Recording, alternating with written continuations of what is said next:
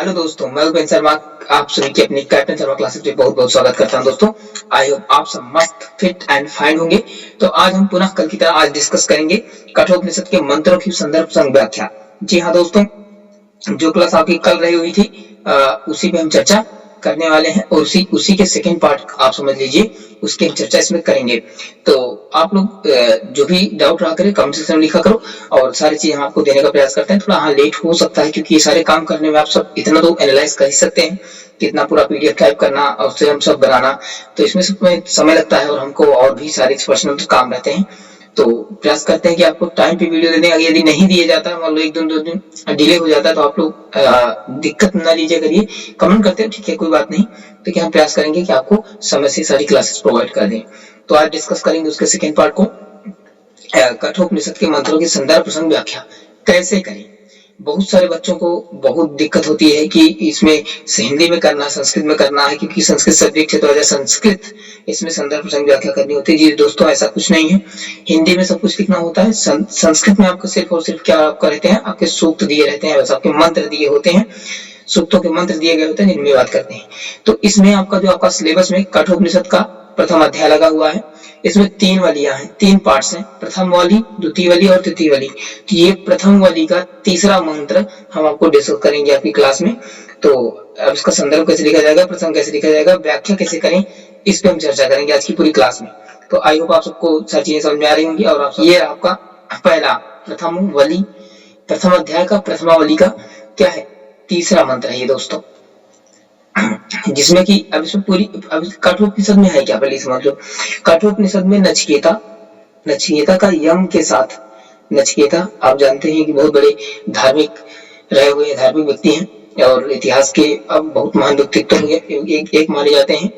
तो ये जो है नचिकेता यम, इसमें पूरा नचिकेता के 3 वरदान दिए गए हैं, ठीक है। अग्नि विद्या का वरदान, ज्ञान प्राप्ति का वरदान और एक किसी का 3 वरदान दिए गए हैं इसमें, ठीक है। और इसमें इस अगर बात करें इस मंत्र में जो है नचिकेता अपने पिताजी से पूछते हैं, इसमें चर्चा की, ये भी इसके बारे में चर्चा करेंगे। तो पहले इस मंत्र को पढ़ते हैं बढ़िया सा, उसके बाद इसकी बात समझते हैं। उसके बाद देखो संस्कृत समझने का टफ नहीं है, आसान है, बस थोड़ा सा ध्यान दो अगर ना, तो संस्कृत बड़ा आसान सब्जेक्ट है, हिंदी की तरह है। जैसे हिंदी आसान है, आसान तो कुछ भी नहीं है जीवन में, लेकिन हाँ अगर आप तरीके से पढ़ेंगे तो आपको आसान दिखेगा, अन्यथा आसान नहीं है। पीतोदका जगतृणा दुग्ध दोहा निलिंदिया आनंद नाम ते लोकास्तनांस गच्छति तादगत। मंत्र क्या है, पीतोदका जगतृणा दुग्ध दोहा निलिंद्रिया आनंद नाम ते लोकास्तनांस गच्छति तादगत। इसका अर्थ देखो, पीतोदका, पीत मतलब पीना, ओदका मतलब जल, जो जल पी चुकी है, जगतृता मतलब कि अब दुग्ध गायों से निकाला जाता है, जगतृणा मतलब जगत, जिन गायों, जो गायें, मतलब कि पहले इसकी अर्थ नहीं बताएंगे, आई होप इसमें हम आपको पहले संदर्भ करते हैं कैसे किया जाता है, उसके बाद बताएंगे, मस्त से बताएंगे, घबराना मत, ध्यान से पूरी क्लास देखना, बस समझ में आएगा संदर्भ कैसे लिखना है। प्रस्तुत मंत्र, जो प्रस्तुत मतलब जो आपका ऊपर एक तो मंत्र दिया गया है, प्रस्तुत मंत्र कृष्ण यजुर्वेद के कठ शाखा, इतनी बातें सब में लिखनी है आपको। अगर कठोपनिषद से है तो आप कहेंगे इसमें पहचानेंगे कैसे, भाई बात आती है कि हम जब पेपर में देने जाएंगे तो पहचानेंगे कैसे कि ये कठोपनिषद का है या ऋग्वेद का है, ऋग्वेद के कौन से सूक्त का है, बोला कि शिव संकल्पम सूक्त का है, किस सूक्त का है, इसको कैसे पहचानेंगे। इसकी पहचान यही है कि आपको श्लोक तो पढ़ना पड़ेगा भाई, क्योंकि आप थोड़ी सी कहानी अगर आपको उसके बारे में नहीं पता होगी, अब जैसे इसमें क्या गया, इसमें पीतोद का, गायों के बारे में बात किया, यम के बारे में बात किया, नचिकेता शब्द आ गया, ठीक है, ये सब सारी बातें, अगर इसमें वरदान की बात आ गई तो आप तुरंत पकड़ लीजिएगा कि किसमें है, कठोपनिषद का है, ठीक है। तो कठ शाखा के कठोपनिषद के प्रथम अध्याय के प्रथमावली का तृतीय मंत्र है, ये आपका राय से लिखना पड़ेगा, समझ गए। प्रस्तुत मंत्र कृष्ण यजुर्वेद के कठ शाखा के कठोपनिषद के प्रथम अध्याय के प्रथमावली का तृतीय मंत्र है। नंबर जो रहता है आपका 25 मंत्र है, जिसमें कि हमने तीसरा मंत्र सिलेक्ट किया है आपको समझाने के लिए, और इम्पोर्टेंट भी है, ये आता भी एग्जाम में आ भी सकता है। इस वली यानी इस प्रथमावली के अंतर्गत, अब इसमें देखो क्या क्या प्रथमावली में क्या क्या बातें कही गई हैं, ये ध्यान देना। प्रथमावली की पूरे सेक्टर की हम बात कर रहे हैं। इस प्रथमावली के अंतर्गत यम और नचिकेता का अग्नि विद्या अर्थात ब्रह्म विद्या से संबंधित वार्तालाप हुई है। यानी आपकी तीन वाली है, प्रथमावली, द्वितीय वाली, तृतीय वाली। प्रथमावली में आपकी अग्नि विद्या गया है और द्वितीय में शायद मृत्यु इच्छा का वरदान है ऐसे, और अगला एक और है। तीन वाली है आपके, तीनों वाली में अलग अलग वरदान दिए गए हैं। तो आई होप हमने इसको तो पूरा कंप्लीट पढ़ा हुआ है, तो इसलिए हमें सारी कहानी हमको याद है, हम पढ़े हैं इसको अच्छे से, इसलिए जानते हैं और अच्छे से पढ़े हैं, प्रयास करते हैं कि आपको अच्छे से बताने का, जितना हम सीख रखे हैं आपको देने का। तो आप समझ पा गए होंगे प्रस्तुत मंत्र कृष्ण यजुर्वेद की कट शाखा के कठोपनिषद के प्रथम अध्याय की प्रथमावली का तृतीय मंत्र है। इस वली के अंतर्गत यम और नचिकेता का अग्नि विद्या या अर्थात ब्रह्म विद्या से संबंधित वार्तालाप हुई है या है। अभी प्रथम वाली में, द्वितीय में अगर बात करेंगे तो इस मतलब की द्वितीय वाली इस मतलब की वो द्वितीय वाली चलेगा। तो द्वितीय वाली के अंतर्गत यम और नचिकेता के मृत्यु विद्या का वरदान से संबंधित है, जो मतलब जिससे संबंधित होगा आपको वो ले लेगा। आई होप आप सब सीरीज वगैरह ले लिए होंगे, सीरीज आपको मार्केट में आ गई है। अगर आप लेना है तो आप उससे, अगर हम तो रिकमेंड यही करेंगे जो हमने पढ़ा था, अच्छा कंटेंट रहता है, ठीक ठाक, इजी नोट्स ले लेंगे ज्यादा अच्छा रहेगा, क्योंकि वहां पर अच्छे से डिटेल में मिल जाता सारी चीजें। तो समझ गए, प्रस्तुत मंत्र कृष्ण यजुर्वेद की कट शाखा के कठोपनिषद के प्रथम अध्याय के प्रथमावली का तृतीय मंत्र है। इस वली के अंतर्गत यम और नचिकेता का अग्नि विद्या अर्थात ब्रह्म विद्या से संबंधित वार्तालाप हुई है। तो आई होप आप सब समझ गए होंगे संदर्भ किस तरीके से लिखना है, आपको फर्स्ट क्लास देखना है, लिखना नहीं, क्योंकि क्लास इसकी पीडीएफ आपको मिलेगी टेलीग्राम चैनल पे, या फिर इसमें लिंक डिस्क्रिप्शन में दिया जाएगा। सबसे पहला लिंक इसी का रहता है, पीडीएफ का ही, ठीक है। तो आई होप आप सबको समझ आ गया होगा। आप बात करें प्रसंग, पहले आप मंत्र समझाते हैं। पीतोदका जगतृणा दुग्ध दोहा निरंदया आनंद नाम ते लोकास्त्रांश गच्छति ददत। यानी पीतोदका ऐसी गाय, इसमें मतलब कि गायों ऐसी गाय जो जल पी चुकी है, मतलब कि जिनमें और जल पीने की क्षमता नहीं है, मतलब जिनकी मतलब कि जिनसे पूरा दूध निकाला जा चुका है, अब वो दूध देने के योग्य नहीं है, जो मतलब कि घास खा चुकी हैं और अब उनमें घास खाने की क्षमता नहीं है, यानी उनकी इंद्रियां शिथिल हो चुकी हैं, एकदम लगभग निरिंद्रिया, मतलब कि उनकी इंद्रियां लगभग समाप्त हो चुकी हैं, मतलब कि अब उनमें किसी प्रकार का कोई इंद्रिया, मतलब कोई उसमें कुछ लाभ नहीं है। तो नचिकेता अपने पिताजी से कहते हैं कि ऐसे यज्ञ हवन में गाय दान करने से क्या लाभ। भाई अगर हम कोई यज्ञ में कुछ चीज अगर दे रहे हैं, तो जिसको हम दे रहे हैं, दान दे रहे हैं जिसको, उससे भी उसका कुछ ना कुछ लाभ होना चाहिए ना। अगर आप निरिंद्रिय चीजें अगर आप दान करते हैं, तो उससे अगर सामने वाले को लाभ नहीं होगा, तो निश्चित रूप से जब अगर उसको कभी कोई चीज अगर परेशान होगा उस वस्तु से लेकर के, विशेष जो आपने दान दिया है, तो निश्चित रूप से आपको क्या करेगा, आपको मतलब कि आपके प्रति दुर्विचार उसके मन में आएंगे और आपको तरह तरह की बातें कहेगा।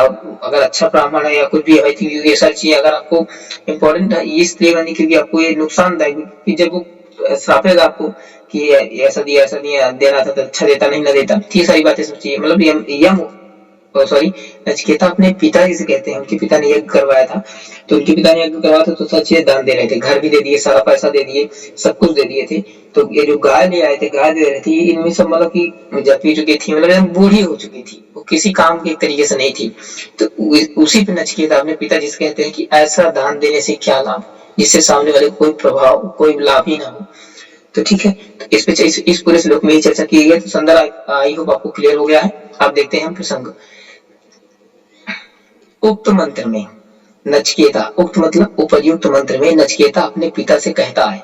अब देखो अपने पिता से कह रहे हैं, क्या कह रहे हैं, अपने पिताजी से कहते हैं कि दक्षिणा स्वरूप दी गई वृद्ध दुर्बल कृषकाय गायों को देने से क्या लाभ। देखो साफ शब्दों में, जो हमने बात की ना, साफ शब्दों में इसमें कहा गया है। देखो ये व्याख्या अगर आपको अर्थ निकालना थोड़ा थोड़ा आता है ना मंत्र से, तो आप अपने हिसाब से अर्थ बना लेंगे, इसमें कोई दिक्कत नहीं। आपको लिखने का तरीका पता होना चाहिए बस। ऊपर में क्या जोड़ना है, ऊपर एक मंत्र में जिसकी बात जो कह रहा है, जिसमें उसको जोड़ो, कहता है या कथन है, या फिर मतलब ऐसे बात करना है आपको।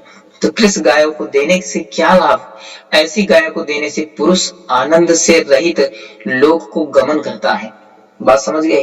यानी जब आप ऐसे वृद्ध निर्बल कृषका जिनमें कोई इच्छा नहीं है, इंद्रियां मर चुकी हैं, शिथिल हो चुकी हैं, ऐसी गाय को यदि आप देते हैं तो सामने वाला जिस पुरुष को आप दे रहे हैं आनंद से रहित लोक को गमन करता है। मतलब कि जो उसका आनंद है उसमें जो आनंद प्राप्त होना चाहिए, जिसमें उसमें उस वस्तु से जो है, अब जैसे किसी ने आपने किसी को गाय दी, अगर उससे किसी को उसका कोई आनंद नहीं मिलेगा, उस पुरुष को उससे कोई मतलब कि लाभ, यानी जिससे दूध हो गया, दूध नहीं मिलेगा, तो फिर सिंपल सी बात है वो क्या करेगा, वो सारी बातें आपको पूछेगा, आपको भला बुरा कहेगा। नचिकेता के द्वारा सोचा गया ऐसा विचार मंत्र में वर्णित है। यानी आप मतलब ये नचिकेता स्वयं कह रहे हैं कि इस मंत्र में कह रहे हैं कि दक्षिण स्वरूप में जो भी वृद्ध गाय, दुर्बल गाय, कृषि गाय आप लोग को देने से क्या लाभ, मतलब जिसको देने से मतलब कि जिन गाय को देने से भी पुरुष का आनंद से रहित लोग को गमन करता है, यानी आनंद ही न प्राप्त हो।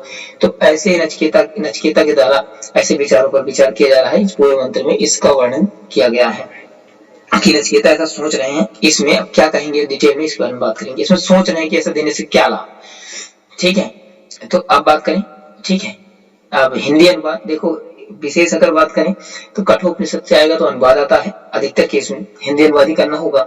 और मंत्र और शुक्ल यजुर्वेद और ऋग्वेद इनसे जब सूक्तों से आता है आपका, तो वहां पर बेसिकली अनुवाद तो करना ही पड़ता है। विशेष ज्यादातर उसमें देखा गया है कि उसमें जो है अधिकतर केस में व्याख्या करने के लिए आती है। अनुवाद आपका कठोपनिषद से ही आता है, तो अगर अनुवाद कुछ थोड़ा सा पढ़ के आप बनाएंगे तो आपका काम बन जाएगा। चलो एक बार पुनः मंत्र पढ़ते हैं, उसके बाद फिर आते हैं। पीतोदका जग्नद्रिया दुग्धदोहा निरिंद्रिया आनंद नामते लोकास्तनांसु गच्छति ताददत। यानी ऐसी गायें जो जल पी चुकी हैं, अर्थात जिनमें पीने की इच्छा नहीं है, समाप्त हो चुकी है, या जो अब जल नहीं पी सकती, जग्नद्रिया, और जो मतलब कि जिनसे दूध निकाला जा चुका है, अब वो दूध देने में सामर्थ्य नहीं है, यानी अब वो दूध देने में सामर्थ्य नहीं है, यानी उनकी सारी इंद्रियां क्या हो चुकी हैं, शिथिल हो चुकी हैं, लगभग ना के मतलब नगण्य हो चुकी हैं, मरने की कगार पर हैं। उन गायों को देने से क्या लाभ। आनंद नामते लोकास्त्रां गच्छति न ददति। ऐसे गायों को, ऐसे मतलब कि ऐसी गायों को प्राप्त करके, ऐसी गायों को प्राप्त करके लोग मतलब ऐसे पुरुष, ऐसा व्यक्ति जो ऐसी गायों को क्या करेगा, प्राप्त करेगा, प्राप्त करके वो आनंद से, नामते मतलब ऐसे आनंद से, नामते मतलब होगा रहित से, ऐसे गाय को प्राप्त करके वह पुरुष आनंद से रहित हो जाएगा। आनंद से क्या हो जाएगा, रहित हो जाएगा। तो ऐसे गाय को दान देने से क्या लाभ पिताजी, जिसका कोई सामने वाला प्रभाव मतलब कोई भी लाभ न पा सके, कोई भी आनंद न उठा सके। तो इस पूरी चर्चा में यही प्रश्न के रूप में पूछ रहे हैं नचिकेता अपने पिताजी से कि ऐसी ऐसी बातों को क्या करने से लाभ। तो चले देखते हैं। आपको इस श्लोक, आई होप आपको एक अर्थ समझ में आ रहा होगा। अगर आपको समझ में आ रहा है तो बढ़िया से जुड़े रहिए, पूरा वीडियो देखिए, ठीक है। अब हिंदी अनुवाद में क्या, हिंदी देखो अब अनुवाद भी कैसे लिखना तरीके से, एक कंटेंट आपसे जो भी आप सीरीज वगैरह लेंगे मिलेगा, ऐसी बात नहीं है, मिलेगा, क्योंकि थोड़ा बहुत अंतर होगा। अब इसको हम अपने हिसाब से लिखे हैं। उपरिक्त मंत्र में नचिकेता कहते हैं, अब अपने पिताजी से क्या कहते हैं कि जो गाय जल मतलब कि जिन गायों ने जल पी लिया है, अर्थात जिन, देखो हमने पूरा डिटेल से आपका पूरा मैटर से समझा के पूरा स्वयं लिखा है सारा मैटर, ताकि आपको प्रॉपर में समझ में जाए। एक समझ में आ जाएगा तो आप निश्चित रूप से पूरा कर लेंगे। जो गायें जल पी लिया है, मतलब जिन गायों ने जल पी लिया है, अर्थात जिनमें जल पीने की शक्ति या सामर्थ्य नहीं रह गई है, खत्म हो चुकी है, जिन्होंने जिन्होंने घास खा ली है, जिनकी भूख यानी जिनकी क्षुधा अब पूरी तरीके से समाप्त हो चुकी है, जिनका दूध दूह लिया गया है, यानी अब वो प्रजनन शक्ति यानी अब वो दूध देने में सामर्थ्य नहीं है, अर्थात वृद्धावस्था के कारण संतान उत्पत्ति रहित है और दूध भी देने में सामर्थ्य सॉरी यहाँ पर नहीं होना चाहिए, सामर्थ्य नहीं है, वृद्ध हो गई है तो अब दूध देने में सामर्थ्य नहीं है। यहाँ पर थोड़ा इरादा आप सही कर लीजिएगा, सामर्थ्य नहीं है। उन गायों को दान करता हुआ वह यजमान पुरुष, यजमान मतलब जो जिसके यहाँ दमन कराते हैं वही तो दान देता है, तो उसको यजमान बोलते हैं। क्या बोलते हैं, यजमान। इनका मतलब पूरे मंत्र में नचिकेता कहते हैं अपने पिताजी से, लेकिन एक हम लोग को सिखा रहे हैं, हम लोग को समझा रहे हैं, यानी पूरे संसार को एक मैसेज दे रहे हैं इस मंत्र के थ्रू कि जो गाय जल पी लिया है, मतलब जिनमें और जल पीने की शक्ति सामर्थ्य नहीं है, जिन्होंने घास खा लिया है, अब उनकी भूख भी नहीं रही है, और तरीके से निरिंद्रिय हो गई, उनकी इंद्रियां समाप्त हो चुकी हैं, जिनका दूध पूरी तरीके से दूध लिया गया है, यानी जो और बछड़े या बच्चे पैदा करने की सामर्थ्य में नहीं है, यानी उनकी वृद्धावस्था के कारण संतान उत्पत्ति रहित है और दूध भी देने में सामर्थ्य नहीं होना चाहिए, नहीं है। उन गायों को दान यदि ऐसा पुरुष उन गायों को दान करता है, या ऐसा यजमान पुरुष जो उन गायों को दान करता है जो आनंद से रहित लोक है, मतलब कि जो उसमें वो क्या करेगा, उन चीजों में वह व्यक्ति जिसको आप जिस व्यक्ति को आप दान करेंगे वो आनंद से क्या होगा, मुक्त हो जाएगा, क्योंकि उसमें आनंद पाएगा ही नहीं। तो उन लोगों को गमन करता है, मतलब इन सेंस जो भी आप धर्म कर्म कर रहे हैं इसका आप पर कोई लाभ नहीं होगा, क्योंकि आपने जितनी भी सारी चीजें दी उसका कोई आनंद वो सामने वाला व्यक्ति आपको नहीं उठा पाया। तो इसमें सारी चीजें में इसी में नचिकेता बात किए हुए हैं कि ऐसी गायों को क्यों दान देना जो जल पी चुकी हैं, जो सब भूख मतलब घास खा चुकी हैं और भूख नहीं है और जल पीने की क्षमता नहीं है, जो दूध जिनका दूध पूरी तरीके से निकाल लिया गया है, दूध लिया गया है, जो प्रजनन सत्ता यानी जो मतलब की संतान उत्पत्ति करने के लायक नहीं है, मतलब की रही है, वृद्धावस्था में प्रवेश कर चुकी हैं और दूध देने में भी समर्थ नहीं है। तो ऐसी गाय को दान देने से क्या लाभ? यदि कोई यजमान पुरुष दान देता भी है तो उसे जो आनंद प्राप्त नहीं होगा, तो इससे क्या होगा कि उस व्यक्ति का इस लोक से गमन हो जाएगा, यानी इन जनरल उसका अंत हो जाएगा। तो आई होप आप सभी को अनुवाद, प्रसंग, व्याख्या सारी चीजें समझ में आई होंगी, आपको मंत्र भी समझ में आया होगा। तो अगर आपको क्लास अच्छी लगी है तो आप जरूर लाइक करिएगा, और लाइक एक कर दीजिए ताकि हमारा मोटिवेशन बढ़े। सब्सक्राइब अगर आपकी इच्छा है तो आप करिए, नहीं ना करिए कोई दिक्कत नहीं है, लेकिन हाँ अगर आपको आवश्यकता है तो आप करेंगे निश्चित रूप से, और शेयर जरूर करिए। सब काम कुछ मत करिए, लेकिन हम आपसे रिक्वेस्ट करते हैं इसके लिए कि आप शेयर कीजिए। जैसे हम आपकी मदद कर रहे हैं, आप कमेंट करते हैं तो हम प्रयास करते हैं कि आपको पॉइंट पूरा दे, तो उसी प्रकार से हम भी चाहते हैं कि आप अपने दोस्तों की मदद करें और उस लेवल पे मदद करें। हम आपकी कर रहे हैं तो आप निश्चित रूप से आपको करना क्या, सिर्फ और सिर्फ आपको शेयर करना है। ढेर लोग बच्चे क्या करते हैं, हम यहाँ पर बढ़िया सा चैनल पर आए हैं, सर हमको पढ़ा रहे हैं अच्छे से भैया, ऐसे हम आपके भैया हैं, बड़े भाई हैं, ठीक है, आप लिखते भी हैं, उनको सब भैया कहते हैं यहाँ पर अपने पर्सनल कोचिंग में भी, ठीक है। तो बेसिकली बस यही बात है कि हम आपकी अगर मदद कर रहे हैं बड़े भाई के रूप में, तो आप निश्चित सिर्फ इतना करना है कि आपको बस शेयर जरूर कर देना। बस जो भी आपके करीबी मित्र हैं उन तक शेयर करो। एक बार शेयर कर दोगे तो चैनल पर जाएंगे, तो उसके बाद बस अपना क्या करेंगे, चैनल को सब्सक्राइब कर लेंगे और निश्चित रूप से फिर जुड़ जाएंगे और उनकी भी मदद हो पाएगी। और जो बच्चे कह रहे थे कि फर्स्ट ईयर के लिए संस्कृत का मैटर दीजिए, संदर्भ प्रसंग व्याख्या दीजिए, तो उनको हम बता सकते हैं भैया कि मेरे पास जो है, क्योंकि सिलेबस चेंज हुआ है, पुराना सिलेबस हमारे पास था, तो आपको सारी बातें जो भी हमारे पास मैटर था तो हम आपको यहाँ पर निकाल कर बुक कह रहा है तो बुक से निकाल कर बता देते सारी बातें। अब हमारे पास फर्स्ट ईयर जो नया बार सिलेबस चेंज हुआ, जो न्यू एजुकेशन पॉलिसी लागू हुई है, उसका मैटर हमारे पास नहीं है। यदि आप अगर हो सके तो आप capitalsharmaclasses@gmail.com पर अगर आप भेज सकते हैं तो मतलब कि आप भेज सकते हैं, निश्चित रूप से मैटर भेज देंगे तो हम आपको वहाँ पे समझ बता देंगे। जो भी ये चीजें आपको पूछनी, देखो बहुत सारी चीज बच्चों को दिक्कत हो रही है कि वो सारे मैटर मतलब कि आपको प्रोवाइड, मतलब आपको जैसे डाउट पूछना है तो आप मैसेज करें हमारे पास। तो मैसेज करने के लिए अगर आप ईमेल करना चाहते हैं तो आप कर सकते हैं capitalsharmaclasses@gmail.com पे। यदि नहीं आपको करना है, कि बहुत सारे बच्चों को भी दिक्कत होती है, नहीं आता मैसेज, तो इसलिए अगर आप सीधे बात देखो, आप चाहिए टेलीग्राम लगभग सब यूज करते हैं, ना यूज करते हो तो कर लीजिए, बहुत काम के पॉइंट है आपका। टेलीग्राम पे जाइए, वहां पर आप डिस्कस करेंगे CSC ग्रुप डिस्कशन, हम उसकी लिंक आपको इसके डिस्क्रिप्शन में दे देंगे। उसका जो ऐप है, मतलब कि वहां पर आप कोई भी डाउट, कोई भी क्वेश्चन पूछ सकते हैं। आप स्वयं अपनी PDF मतलब एक ग्रुप बना हुआ है चैट करने के लिए, सारे डाउट क्लियर करने के, तो वहां पर आप जा करके अपने पॉइंट पूछ सकते हैं। और टेलीग्राम चैनल पे जुड़ने का बहुत फायदा है, वहां पर डेली वोकैब सेशन होता है, और जो है आपको newspaper, English newspaper the Hindu and the Indian express की PDF भी मिलती है। तो आई होप आप सब वहां से जरूर जुड़े और आपको वहां पर बेनिफिट है, आपको निश्चित रूप से मिलेगा। तो चलो आप सब मस्त रहिए, पढ़ते रहिए, और चैनल को सब्सक्राइब नहीं किया तो सब्सक्राइब करें, लाइक करें, शेयर करें। तब तक मिलता है नेक्स्ट वीडियो में। जो भी कोई कमेंट सेक्शन में लिखना मत भूलिएगा। नेक्स्ट वीडियो में नेक्स्ट क्लास के साथ नए एनर्जी के साथ मिलेंगे पुनः एक बार फिर। तब तक लिए अपने भाई उपेंद्र शर्मा को दीजिए जय हिंद, वंदे मातरम, इंकलाब जिंदाबाद, भारत माता की जय।